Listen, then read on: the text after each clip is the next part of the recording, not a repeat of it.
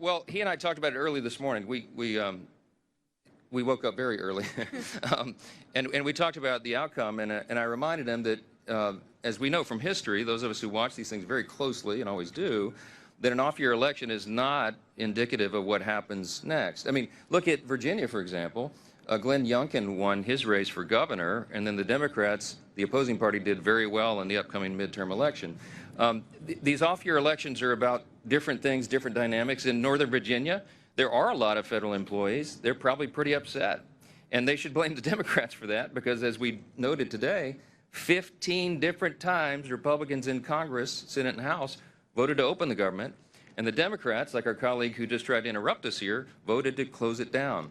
So it's very clear who's responsible for this. And I think that when we go into next year in the midterms, we're very bullish about the outcome. We have an extraordinary record to run on. You mentioned, Leader Scalise mentioned sort of what we call the split screen here. And I'll remind you all again, under President Trump and Republicans, we have had an extraordinary run. The first 9 months of this, 9 months, the 10th month has been shut down because of the Democrats. The first 9 months of this Congress and this administration, arguably the most productive of all time. We cut taxes, cut regulations, cut waste, fraud, and abuse in government. We solved the border crisis, which was the #1 issue on the ballot last fall. We're solving the crime crisis around the country. We got American energy dominance revved and going again. We have new trade agreements that are more favorable to Americans, which will ultimately bring down costs. We have put real reforms into the Medicaid program to strengthen it, because we got people who are ineligible recipients, like illegal aliens and young able-bodied men without dependents, off the program, so that the disabled, the elderly, and young pregnant women can have the resources they need. The president is literally solving wars around the globe. I think we're up to 9. All of that is on one side of the screen. What are the Democrats on the other side of the screen? A government shutdown. What did they accomplish in 9 months?